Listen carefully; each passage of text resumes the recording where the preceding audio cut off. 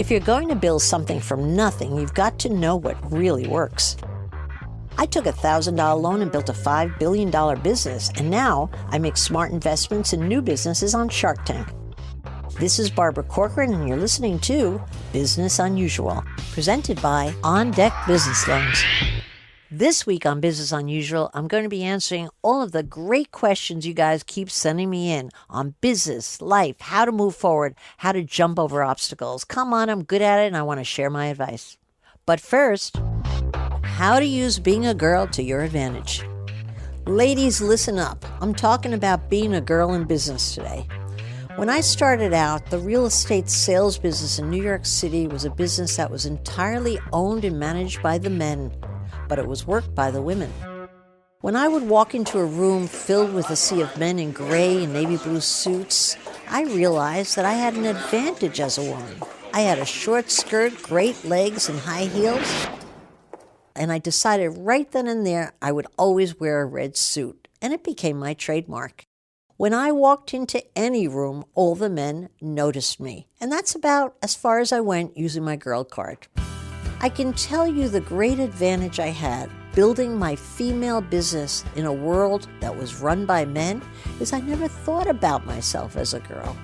I think thinking of yourself as an oddity or a woman or the odd person out always takes your power away.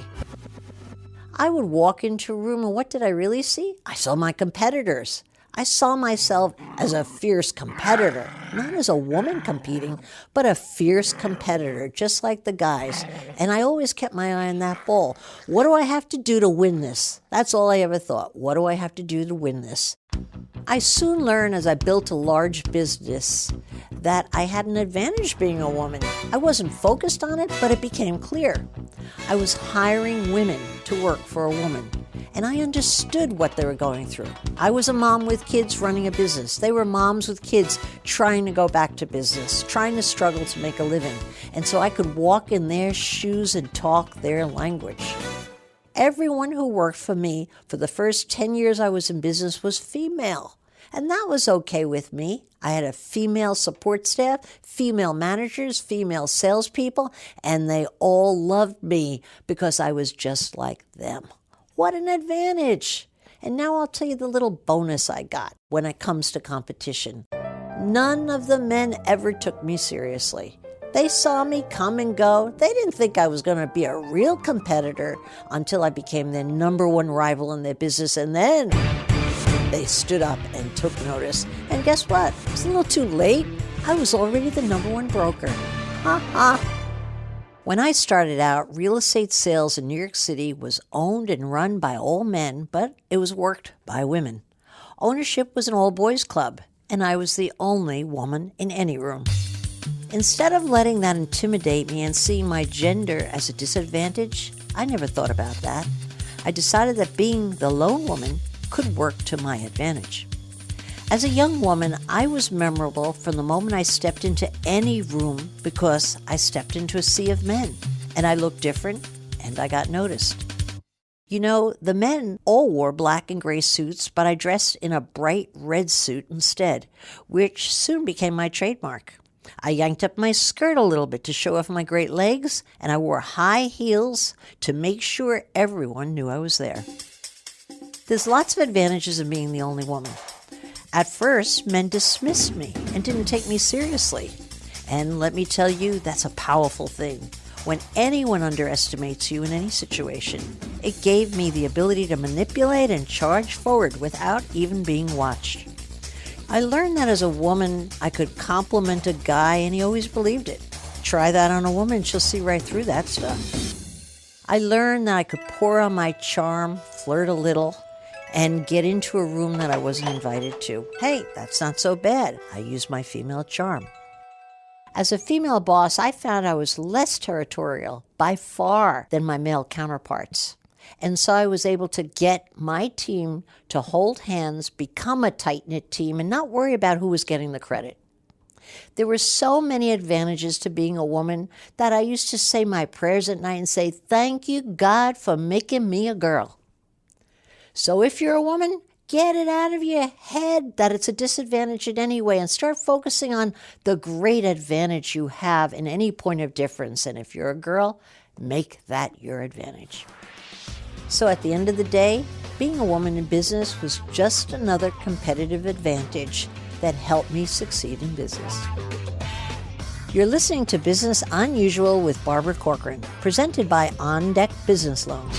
Here's a company all business owners should know about: On Deck Business Loans. On Deck delivers financing for small business owners in as little as 24 hours, with term loans up to $500,000 and lines of credit up to $100,000. Their average loan is about $57,000. On Deck products are always tailored to your specific business need with lots of loan and payback options. Their simple process saves you time, and because they have less strict requirements than the banks, they approve many different businesses and do it faster than traditional lenders. I've known the gang at On Deck for years now, and I can tell you they're the real deal. On Deck has lent over $10 billion to more than 80,000 small business owners. Thousands of them have reviewed On Deck, giving them a 9.8 out of 10 rating on Trustpilot and an A+ grade with the Better Business Bureau. So make your way over to ondeck.com/Barbara for a free consultation with a small business loan specialist to find out exactly which loan best suits your company. ondeck.com/Barbara. And now it's time to answer your questions on Business Unusual. A Las Vegas dispensary writes in, how do you market a business like marijuana that carries a stigma? Wow.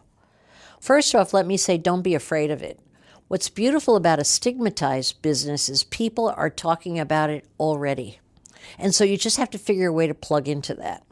The first thing I'd do is look for a smart sponsorship and maybe sponsor a competitive eating contest or a concert series or a speaker series talking about the health benefits of marijuana today. There are so many there. I'm sure you could think of a few, but the main thing is that stigmas get people talking, and that reminds people you're there. It's your job to take advantage of the talking. Even negative reviews build business, so take advantage of the controversy. Don't be afraid of it, as not every business can do that. Stephanie from Nashville asked, I just started my real estate business 5 months ago. I was curious, how long did it take you to sell your first house? Any advice to help sell mine? When I got started, I wasn't even selling homes. I started my agency as a rental agency. Why? Because when you rent an apartment in New York City as an agent, you get paid right away. That was my number one goal, to get my hands on the cash so I could stay in business. But over the years, I hired thousands of agents whose sole business was selling apartments, and I can tell you there's no pattern as to what's a good start or what's a good indication that you're going to be a superstar or not. What I would suggest you do is focus on something else versus how long is it going to take me? How long is it going to take me? Because in my business, I found it took anywhere from 1 month, more typically 4 months. And sometimes my best superstars didn't make their first deal for 9 months, sometimes a year. So throw that out the window. What you should focus on instead is keep a scorecard as to how many customers, live, breathing, warm customers you're out on the street with showing apartments, and try to up that average. So if you're only going out with 1 customer in a week or 2 customers a week, it's not enough to make a living. So what you want to do is try to finesse your phone skills and your persuasion skills to get to meet more people on the outside to show them something. You cannot make a real estate deal at your desk. You have to be in the real estate. And so your whole goal should be, how many warm bodies can I meet on the sidewalk or in my car to show them a piece of real estate? If you keep your eye on that, you'll be getting great at the business as fast as you possibly can. And that's all the questions we have time for today. If you have a question, tweet it at Barbara Corcoran, and I may just answer it on a future episode. You've been listening to Business Unusual with me, Barbara Corcoran, presented by On Deck Business Loans. Come back next week to hear more steps and missteps I took on the path to success on Business Unusual. Business Unusual is part of the iHeartRadio Podcast Network. Be sure to follow Business Unusual on iHeartRadio or subscribe wherever you listen to podcasts.